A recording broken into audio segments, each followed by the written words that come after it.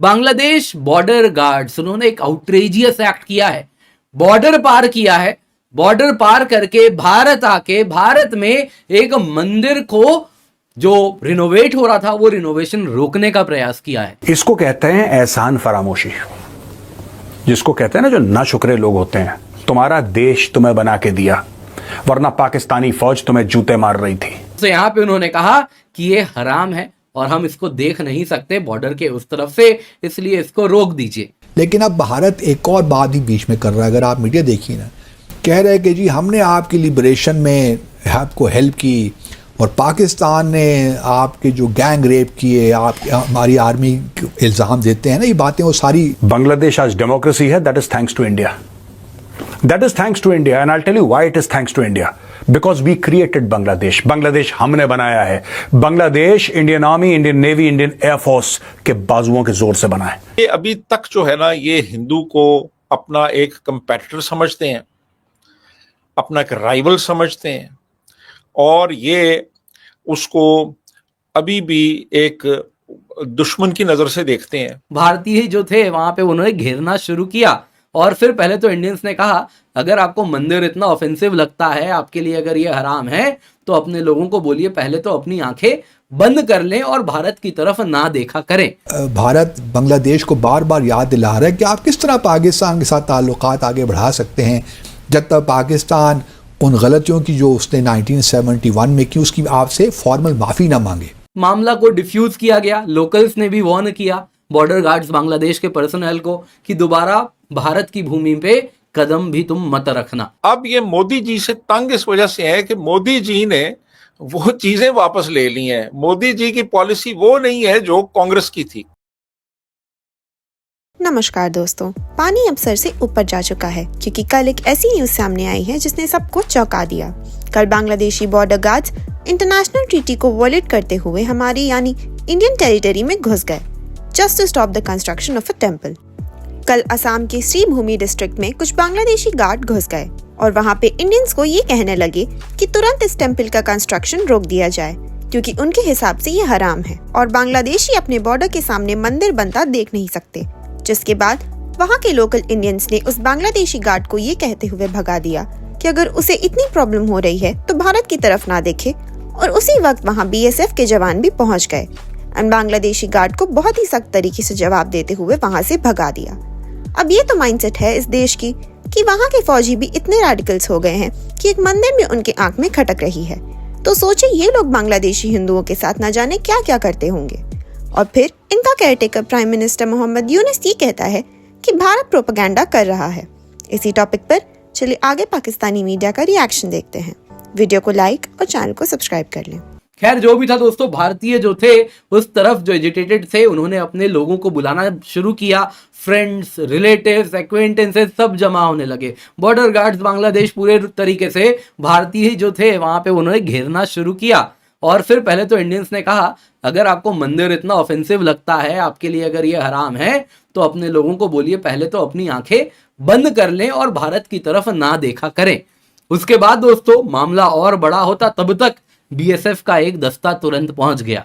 BSF के soldiers ने पहले ही देख लिया था कि ये बॉर्डर गार्ड्स बांग्लादेश के पर्सनल बॉर्डर पार कर रहे हैं, तो उनको देख लिया था और ये उसी मोमेंट स्पॉट पे विद इन फ्यू मिनट्स पहुंच गए। और उसके बाद BSF पर्सनल जो कि इंस्पेक्टर थे, led by an inspector lead कर रहे थे इस दस्ते को, उन्होंने बॉर्डर गार्ड्स बांग्लादेश टीम को कहा कि आपका कोई बिजनेस नहीं है भारत आना और भारतीयों को धमकी देना। उन्होंने कहा क्योंकि बॉर्डर गार्ड्स बांग्लादेश ने कहा था ये मंदिर में जो रिनोवेशन हो रहा है इसको अभी का अभी रोको, नहीं तो गोली चला देंगे हम अपने तरफ से बॉर्डर से।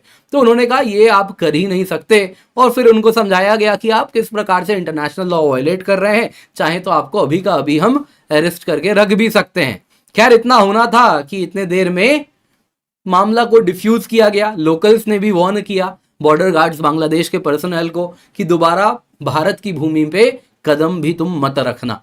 बॉर्डर गार्ड्स बांग्लादेश इन्होंने क्या आउटरेजियस एक्ट किया है दोस्तों। आप देख रहे हैं एक मंदिर यहाँ पर है, ये मंदिर जो आप देख रहे हैं ये यहाँ पे आप जो देख रहे हैं दोस्तों, ये जो डिस्ट्रिक्ट है जिसको पहले करीमगंज के नाम से बुलाया जाता था, इस डिस्ट्रिक्ट में बॉर्डर के पास ये एक मंदिर है दोस्तों। आज के टाइम में करीमगंज को अगर आप देखें तो इसका नाम बदला गया है, अभी रिसेंटली श्री भूमि डिस्ट्रिक्ट कहा गया है, इसका नाम अब है। तो श्री भूमि डिस्ट्रिक्ट में यहाँ पे ये मंदिर था जस्ट बॉर्डर के पास में।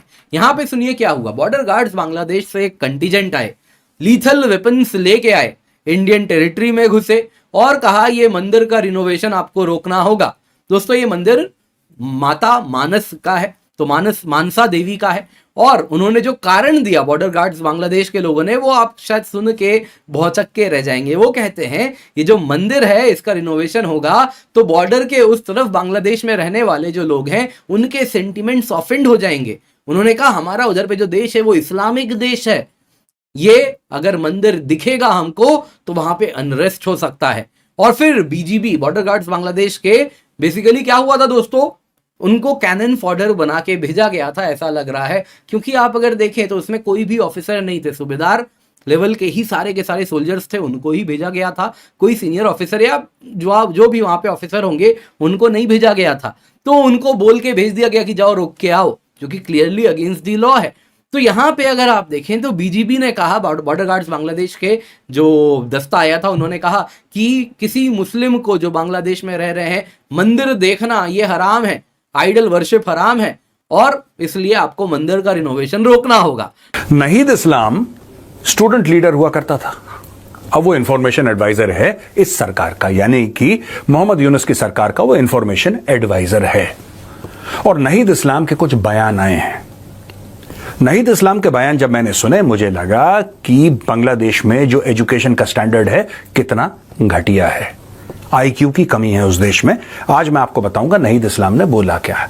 सबसे पहले उसने ये बोला कि भारत जो है ना, भारत एक डेमोक्रेटिक सेटअप बांग्लादेश में नहीं चाहता है। भारत ये नहीं चाहता है कि बांग्लादेश में डेमोक्रेसी की फोर्सेस जो हैं वो मजबूत बने, और भारत डेमोक्रेटिकली बांग्लादेश के साथ रिश्ते नहीं चाहता। इसको कहते हैं एहसान फरामोशी, जिसको कहते हैं ना जो नाशुक्रे लोग होते हैं। तुम्हारा देश तुम्हें बना के दिया, वरना पाकिस्तानी फौज तुम्हें जूते मार रही थी, तुम्हें जूते मार रही थी।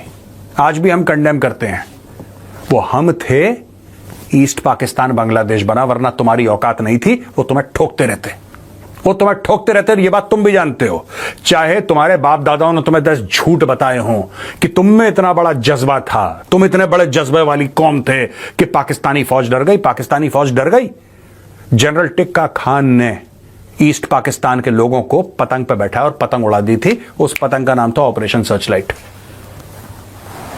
There was actually a genocide committed in Bangladesh, which is now Bangladesh, east Pakistan में।